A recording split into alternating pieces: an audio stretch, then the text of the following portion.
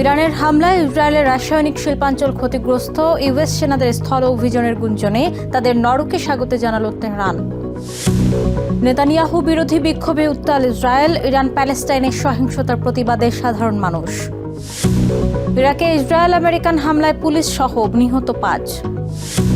তেহরানে Saudi মালিকানাধীন Al Arabiya টেলিভিশনে হামলা।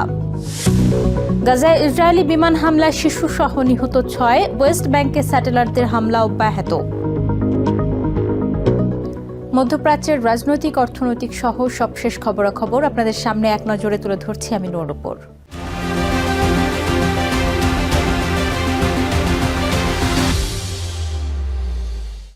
তেহরানের একটি বিশ্ববিদ্যালয়ে হামলার অভিযোগ এনে এবার সরাসরি আমেরিকা ও ইসরায়েলের বিশ্ববিদ্যালয়গুলোকে লক্ষ্যবস্তু করার হুমকি দিয়েছে ইরানের রেভলিউশনারি গার্ড। রবিবার এক বিবৃতিতে ওই অঞ্চলের বিশ্ববিদ্যালয় রক্ষায় ওয়াশিংটনকে 24 ঘণ্টার আলটিমেটাম দিয়েছে তেহরান। অন্যদিকে ইরানের মিসাইল হামলায় দক্ষিণ ইসরায়েলের একটি বিশাল কেমিক্যাল প্ল্যান্টে ভয়াবহ অগ্নিকাণ্ডের খবর পাওয়া গেছে। এদিকে ইরানের স্থল অভিযানের গুঞ্জনের মধ্যে আমেরিকান সেনাদের নরক যন্ত্রণার হুঁশিয়ারি দিয়েছে তেহরান। ওয়েলকাম টু হেল বা নরকে স্বাগত শীর্ষক শিরোনামে সংবাদ প্রকাশ করে সতর্কতা দিয়েছে ইরানি সংবাদ মাধ্যমগুলো। তেহরানের বিজ্ঞান ও প্রযুক্তি বিশ্ববিদ্যালয়ে ইউএস ইসরায়েলি বোমা হামলার প্রতিশোধ নিতে এবার শিক্ষাকেন্দ্রে যুদ্ধের মাঠ প্রসারিত করার ঘোষণা দিল ইরান। রবিবার আইআরজিসি এক বিবৃতিতে জানিয়েছে, পশ্চিম এশিয়ায় অবস্থানরত আমেরিকা এবং ইসরায়েলের সমস্ত বিশ্ববিদ্যালয় এখন থেকে ইরানের বৈধ লক্ষ্যবস্তু। আইআরজিসির বিবৃতিতে বলা হয়, সোমবার দুপুর 12টার মধ্যে এই বোমা হামলার আনুষ্ঠানিক ক্ষমা না চাইলে এবং শিক্ষা প্রতিষ্ঠানে হামলা বন্ধ না করলে কঠোর প্রতিশোধ নেওয়া হবে। ওয়াশিংটন যদি এই অঞ্চলে তাদের বিশ্ববিদ্যালয়গুলোকে লক্ষ্যবস্তু হওয়া থেকে আটকাতে চায়, তবে তাদের অবশ্যই নিজেদের বর্বর মিত্র বাহিনীকে বিশ্ববিদ্যালয় ও গবেষণা কেন্দ্রগুলোতে হামলা চালানো থেকে বিরত রাখতে হবে। এদিকে ইরানের স্থল অভিযানের গুঞ্জনের বিষয়ে পেন্টাগনকে কড়া সতর্কতা জানিয়েছে তেহরান। রাষ্ট্রীয় গণমাধ্যম তেহরান টাইমস রবিবার তাদের প্রধান শিরোনামে লিখেছে, ওয়েলকাম টু হেল। আমেরিকান সেনাদের নরকে স্বাগত জানিয়ে ওই প্রতিবেদনে বলা হয়, ইউএস সেনারা ইরানি ভূখণ্ডে পা রাখলে তাদের কফিনে করে ফিরতে হবে। গুঞ্জন হুমকির মাঝেই এদিন ইরানের মিসাইল বৃষ্টিতে কেঁপে ওঠে দক্ষিণ ইসরায়েল। বিয়ের সেবা শহরের কাছে নেওট হোবাব শিল্পাঞ্চলে ভয়াবহ আঘাত হানে ইরানি ক্ষেপণাস্ত্র। এতে আজামার মাকতেশিম নামক একটি বিশাল রাসায়নিক ও কীটনাশক শিল্প এলাকা অগ্নিকুণ্ডে পরিণত হয়। এই হামলার পর ইসরায়েলি ফায়ার সার্ভিস এলাকাটিকে বিপজ্জনক ঘোষণা করে জনসাধারণকে দূরে থাকার নির্দেশ দিয়েছে। 34টি অগ্নি নির্বাপক দল সেখানে কাজ করছে। যদিও কোনো হতাহতের খবর পাওয়া যায়নি, তবে কেমিক্যাল প্ল্যান্টের এই ক্ষয়ক্ষতি ইসরায়েলের জন্য বড় ধাক্কা হিসেবে দেখা হচ্ছে। অন্যদিকে ইসরায়েলের উত্তরাঞ্চলে ইরান হিজবুল্লাহর লাগাতার ড্রোন ও ক্ষেপণাস্ত্র হামলায় নাস্তানাবুদ হওয়া বাসিন্দাদের উদ্দেশ্যে বিশেষ বার্তা ও প্রতিশ্রুতি দিয়েছেন বেঞ্জামিন নেতানিয়াহু। ইসরায়েলি প্রধানমন্ত্রীর দাবি, তার সরকার উত্তরাঞ্চলে হিজবুল্লাহর হুমকি অনেকাংশে দূর করেছে এবং পুরোপুরি নিরাপত্তা জোন প্রতিষ্ঠা করবে।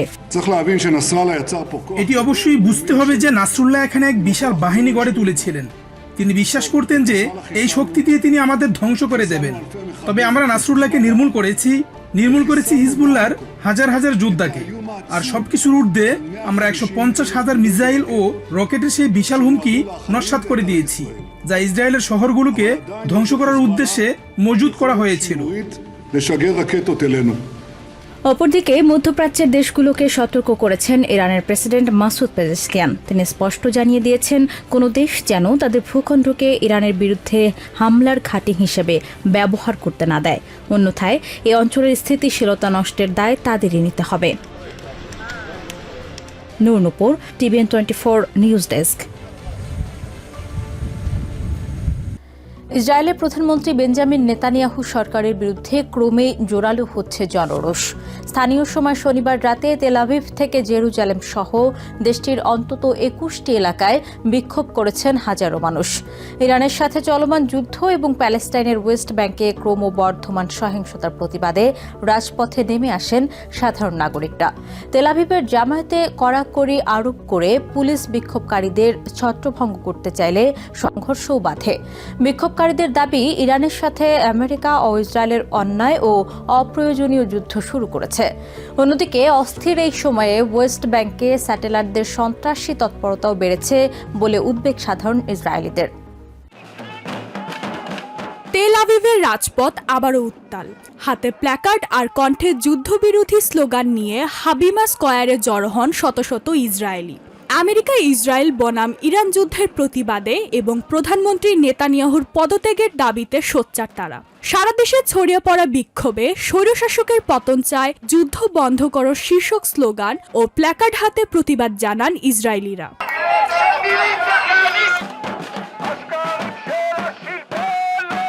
স্থানীয় সময় শনিবার সন্ধ্যা 7টায় বিক্ষোভ শুরু হতেই বাধা দেয় নিরাপত্তা বাহিনী। হোম ফ্রন্ট কমান্ডের নির্দেশনায় 50 জনের বেশি জমায়েতে নিষেধাজ্ঞা থাকলেও তা উপেক্ষা করেই চলে তীব্র প্রতিবাদ। এক পর্যায়ে পুলিশ ভিড় ছত্রভঙ্গ করতে গেলে বাধে সংঘর্ষ। আমার ভয় হচ্ছে আমরা গণতন্ত্র নিয়ে টিকে থাকতে পারবো কিনা। হাঙ্গেরি সহ অনেক দেশেই এমন গণতান্ত্রিক পতন আমরা দেখেছি। পুলিশ ঠিক করছে আমরা যুদ্ধের প্রতিবাদ করতে পারবো কিনা। এটা চরম ঝুঁকিপূর্ণ।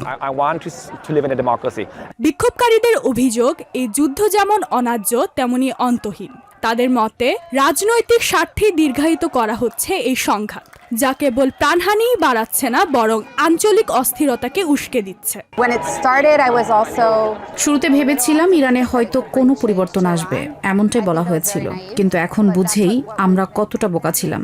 আসলে ইরানের শাসন ব্যবস্থা পরিবর্তনের কোনো লক্ষণই এখানে নেই, বরং ইসরায়েলের নির্বাচন না আসা পর্যন্ত যুদ্ধ চলতেই থাকবে।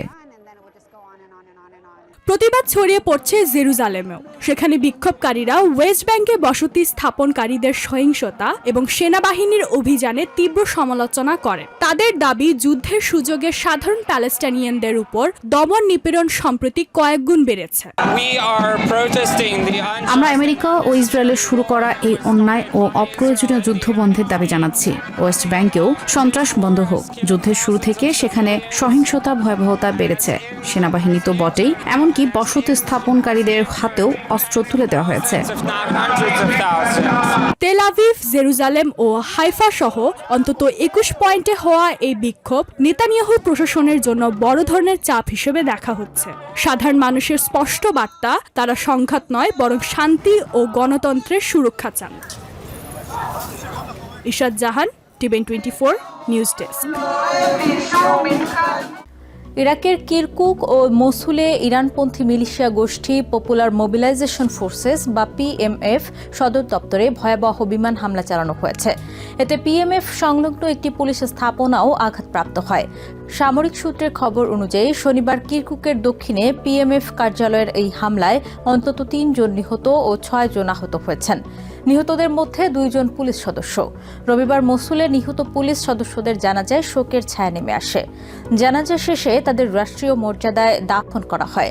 ইসরায়েল ও আমেরিকার পক্ষ থেকে ইরানের বিরুদ্ধে শুরু হওয়া এই যুদ্ধ এখন ইরাক জুড়ে ব্যাপকভাবে ছড়িয়ে পড়েছে। পিএমএফ এবং কুর্দি পেশমার্গা যোদ্ধাদের ওপর ক্রমাগত এই হামলা বাগদাদ সরকারের জন্য এক চরম নিরাপত্তা সংকট তৈরি করেছে। এ নিয়ে গত 24 ঘণ্টায় ইসরায়েল আমেরিকান হামলায় দেশটিতে অন্তত 5 জন নিহত হয়েছেন। ইরানের রাজধানী তেহরানে সরাসরি সংবাদ সম্প্রচার চলাকালে সৌদি মালিকানাধীন সংবাদ মাধ্যম আল আরাবিয়ার সদর দপ্তরে ভয়াবহ ক্ষেপণাস্ত্র হামলা হয়েছে। রবিবার সকালে হেরাভি এলাকায় এই হামলায় দপ্তরের ছাদ ধসে পড়লেও অলৌকিকভাবে বেঁচে গেছেন সংবাদকর্মীরা। ক্যামেরাম্যান মোহাম্মদ রেজা সাদমান জানান, লাইভ চলাকালে হঠাৎ সবকিছু ওলটপালট হয়ে যায়। কোনো সামরিক লক্ষ্যবস্তু ছাড়াই বেসামরিক এই ভবনে হামলা চালানো হয়েছে। সংবাদকর্মীদের দাবি, গণমাধ্যমের কণ্ঠ রোধ করতেই এই আঘাত হানা হয়েছে। ইসরায়েল ও ইরানের মধ্যকার এই লড়াইয়ে সংবাদ মাধ্যমগুলো ক্রমেই টার্গেটে পরিণত হয়ে উঠছে। এর আগে লেবাননে ইসরায়েলি হামলায় শনিবার 3 সাংবাদিক নিহত হন।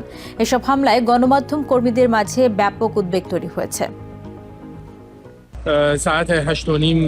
ক্ষেপণাস্ত্রটি সরাসরি আঘাত হানে। আমাদের মাথার ওপর ছাদসহ সবকিছু ভেঙে পড়তে থাকে। সেই মুহূর্তে কাজ চালিয়ে যাওয়া আমাদের পক্ষে অসম্ভব ছিল। আমরা যে বেঁচে ফিরেছি তা সত্যি একটি অলৌকিক ঘটনা। এখানে সমস্যাটি সামরিক বাহিনীর সাথে নয়, এটি কেবল একটি দেশকে ধ্বংস করা এবং বেসামরিক ভবনগুলো গুড়িয়ে দেওয়ার চেষ্টা। সত্যি বলতে এখানে হামলার মতো কিছুই ঘটেনি, সুনির্দিষ্ট কোনো লক্ষ্যবস্তুও ছিল না। ইসরায়েল ও ইরানের মধ্যকার যুদ্ধের সমান্তরালে গাজা ও ওয়েস্ট ব্যাংকে থামছেই না রক্তপাত। রবিবার খান ইউনিসে পুলিশের তল্লাশি চৌকি লক্ষ্য করে ইসরায়েলের বিমান হামলায় এক শিশুসহ অন্তত 6 প্যালেস্টিনিয়ান নিহত হয়েছেন। এর মধ্যেই ওয়েস্ট ব্যাংকের হেব্রন এলাকায় প্যালেস্টিনিয়ানদের বাড়িঘর ও সম্পত্তিতে আগুন ধরিয়ে দিয়েছে চরমপন্থী স্যাটেলাররা। ইরানের সাথে সরাসরি যুদ্ধের মধ্যেই গাজায় নতুন করে তাণ্ডব চালিয়েছে ইসরায়েল। রবিবার খান ইউনিসে হামাস নিয়ন্ত্রিত পুলিশ বাহিনীর 2টি তল্লাশি চৌকি লক্ষ্য করে বিমান হামলা চালায় আইডিএফ। স্থানীয় স্বাস্থ্য কর্মকর্তাদের মতে এই জোড়া হামলায় 3 পুলিশ সদস্য এবং এক শিশুসহ 3 বেসামরিক নাগরিক নিহত হয়েছেন। আহত হয়েছেন আরও অন্তত 4 জন। এ নিয়ে 4 জন শহীদ হলো। আমার আর কোনো ছেলে বেঁচে নেই, একজনও না। আর কত? এই 2.5 বছরের শিশুটির অপরাধ কি? সে তো এতিম হয়ে গেল। গর্ভে থাকা শিশুটি পৃথিবীতে আসার আগেই তার বাবাকে হারালো।